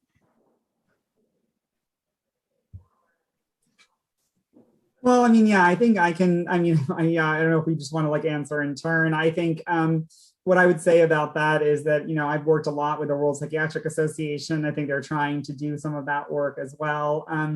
And they do a lot of, they're trying to create an LGBTQ section, and they also have, a strong sort of presence in terms of these issues in other countries. I'd say what they've had the most success with is working with psychiatric organizations in other countries, because I think you want to go with the medical experts, and then you can hopefully have them lobby their own governments. I know Indonesia, they did that, to some extent. They were trying to lobby for, decriminalization as well as other, advancements in LGBTQ legislation. So yeah, I think that kind of, I think what Dr. Turbin was saying about the misinformation is real. And I think that, I'm hoping that, we've learned from this pandemic and all these kind of things that medical professionals have a real role in educating people. And so I'm hoping that, Yeah, and Jack saying Lebanon as well.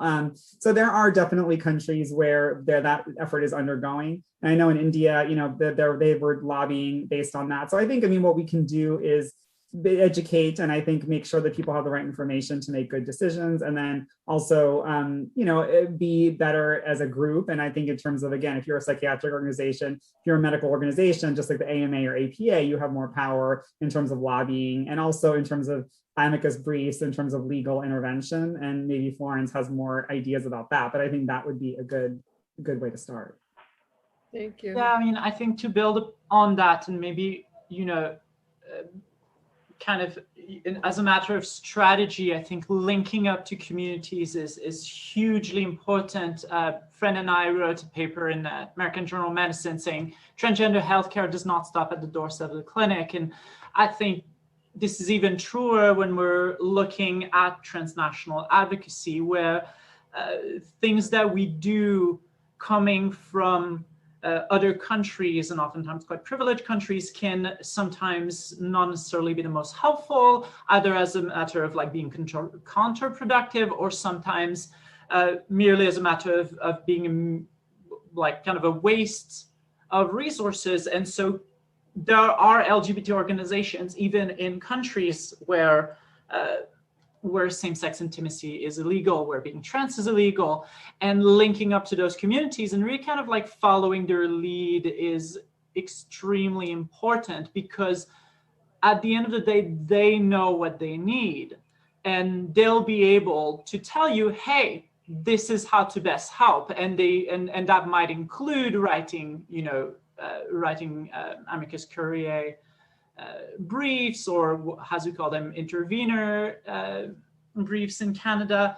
And so there's many things that can be done. And I think what should be done is going to differ so much based on the local context. And it's really people who have a foot on the ground and who are part of the community, not just medical doctors working in that country, that really need to be centered.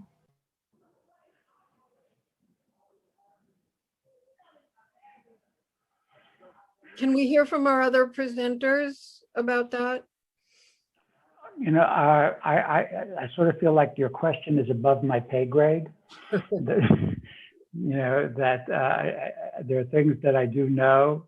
I know that I was consulted, the UN issued a report, they did a special report on conversion therapy around the world, and that the effort within the UN to try and educate member states is going on.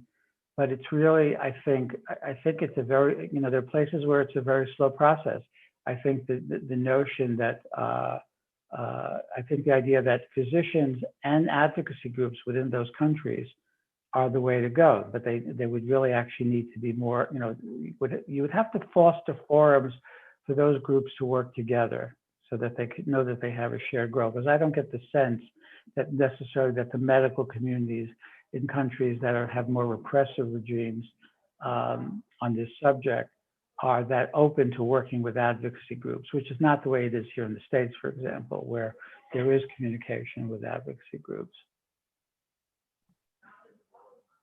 I guess the only other plug I would make is, I think, especially in this realm of there being so much misinformation, that the more that people who are educated and informed on these topics can communicate with the public, whether it's through op-ed writing or working with the press to get more accurate information out, I think that can make a huge impact, because it kind of contributes to the broader cultural understanding of these topics and what's evidence-based and what's not. If anyone's interested, there's a website called the Op-Ed Project, that if you type it into Google, it'll come up, but it really kind of gives you the nuts and bolts step-by-step about how to write op-eds and advocate in the press.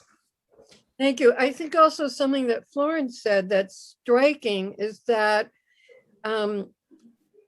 so much of this misinformation is promulgated by social media, and at least in the US, we can clearly see during the pandemic that sometimes the socio-political really outspoke informed medical and health information. And so there was a program last week that said that within the world, for the first time in history, there are more authoritarian governments than democracies. And so even medical associations, I think, are limited in repressive countries in terms of their role. And so social media, and I think the suggestion about op-eds is really a strong one.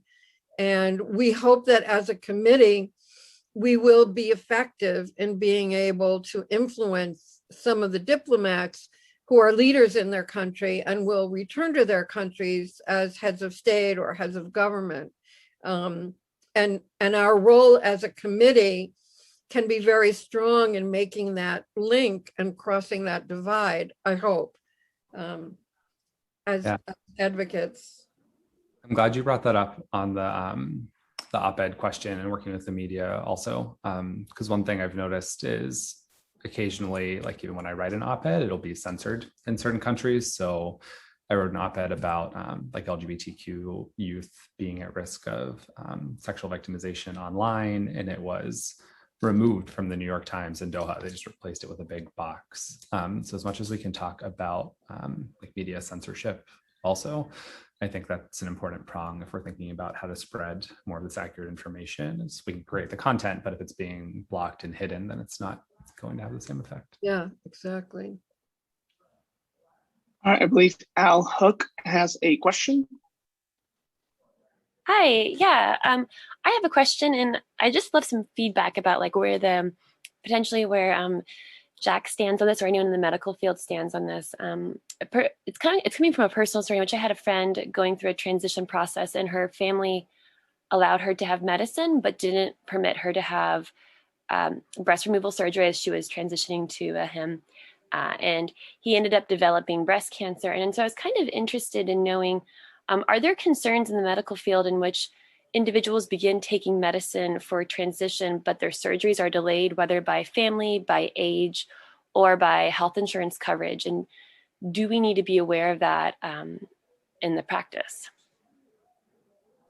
I'm not familiar with there being recommendations for in terms of kind of breast cancer screening that recommend surgery per se. I do think there's a huge problem with people not following screening guidelines, and also the screening guidelines being a little unclear for different types of cancer following gender affirming medical interventions. But I wonder, I saw Carl Street is on here. He's more on the medicine side and may have a better answer.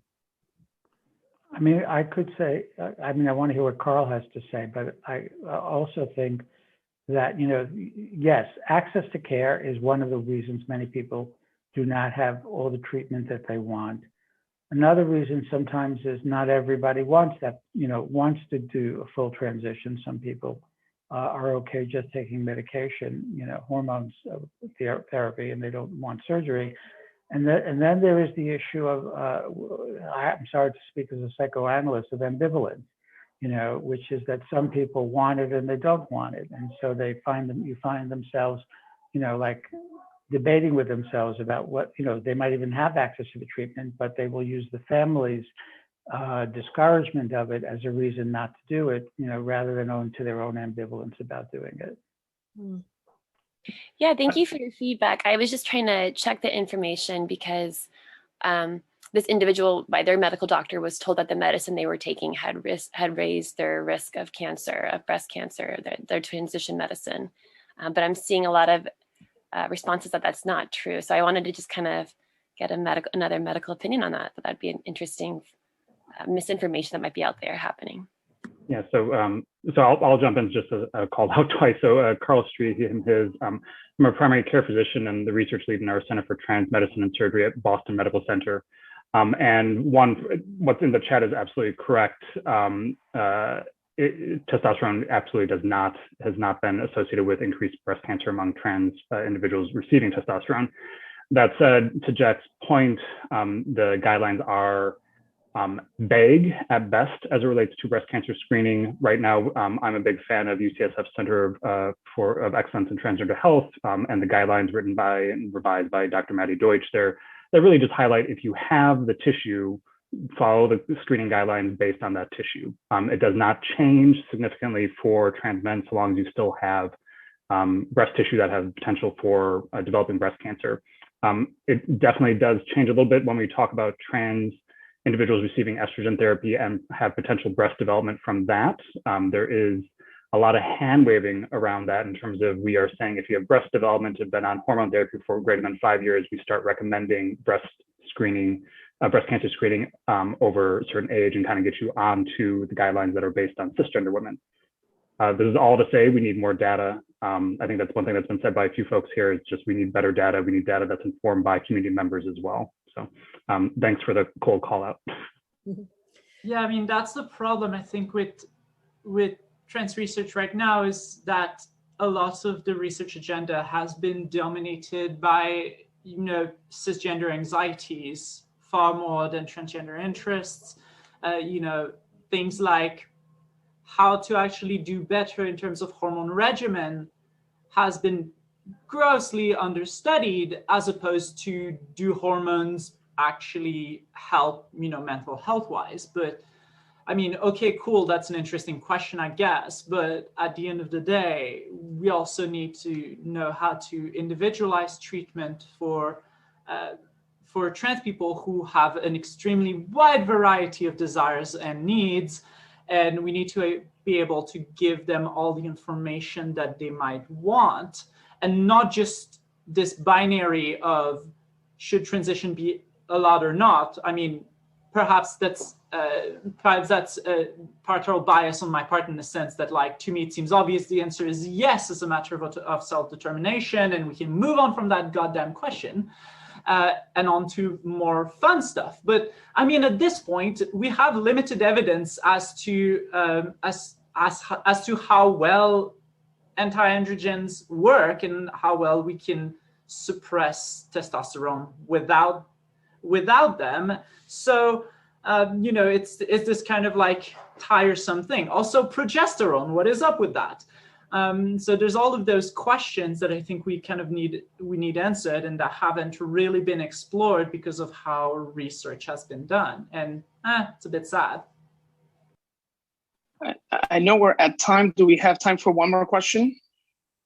I believe, Chris DeVita had a question. Hi, everybody. Sorry, I know we're totally out of time. This is another kind of similar medical-y question. But I'm a medical student, and I am curious if anybody has any opinions on what medical students should be advocating for to expand our curriculum, beyond just pronouns, for comprehensive trans healthcare in our education. And I know we're out of time, so it can just be call out anything. Great question. I'm very familiar. Oh, sorry, Florence, you go. I mean, I can just go quickly. I'm not an expert on this, but you know who is? Kinnan McKinnon. So I would suggest going and looking up the work of Kinnan McKinnon, who does a lot of work around that. I was just going to say I had a very similar experience in medical school where we had no curriculum, and it was kind of placed on the medical students to create the curriculum, which is clearly grossly inappropriate. But I think the one thing that they learned at Yale over time is that they started kind of implementing didactic curricula, but what was really so much more helpful was having people from the community come and talk to the classes to explain their experiences of medical care. And how people could best support them. And generally, when we had a lot of the didactic sessions that were kind of like from just doctors, often cis doctors, it didn't really kind of register with people the importance of gender affirming medical care, and also just the difficult experiences that a lot of trans people have trying to come to the medical system that is structurally biased against them. So I would recommend, if you can look into groups in the area that might be like community members who could come give that kind of training, that makes a huge difference. And give us money. We like money. All right, on that note, before I say goodbye, I would greatly appreciate for those of you who are willing to turn on your cameras so we can take a screenshot of our beautiful and diverse attendees. As I give you my my closing remarks. I will say we have indeed come a long way as a society, and to give an example, as mentioned by Dr. Drescher, the December 1973 APA board decision to depathologize homosexuality and remove it from DSM as a psychiatric disorder. While neither a psychiatric illness nor a sexual orientation disturbance, LGBTQIA mental health issues span beyond the binary of homosexuality and heterosexuality. And stating that sexuality and gender are complex is possibly preaching to the choir with this audience, but not necessarily to the global ears. We need to support research addressing the mental health of individuals throughout the gender continuum, including the persistently marginalized and victimized transgender population, support research in intersectionality as our struggles as LGBTQIA+ individuals are compounded by the convergence among our orientation, gender, and our other social identities, and strongly advocate against policies and laws that give carte blanche to discriminatory practices. I will remind you that this was the first ever NGO CMH program fully dedicated to LGBTQIA+ mental health. Historically, our June 2nd Thursday date has been dedicated to our annual membership meeting, but I am excited to share with you that our Committee on Mental Health will be expanding our working groups to create one on LGBTQIA+ mental health. And we look forward to this being our first annual program on this important subject on Pride Month for years to come.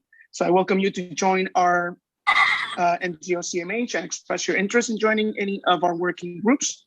The link should be on the chat. And I guess get all ready for that picture now. And thank you very much, Dr. Torres. You've done a magnificent job in inviting spectacular presenters and really providing the first program meeting on this issue in Pride Month with great expertise. And we all appreciate it. Also, thank you to our interns who've been so helpful. And we look forward to seeing you next time. Thank you, Florence, Amir, Jack, and Jack. Have a great afternoon, evening, or wherever you may be. Take care. Thank you. Yeah, bye. Thank you.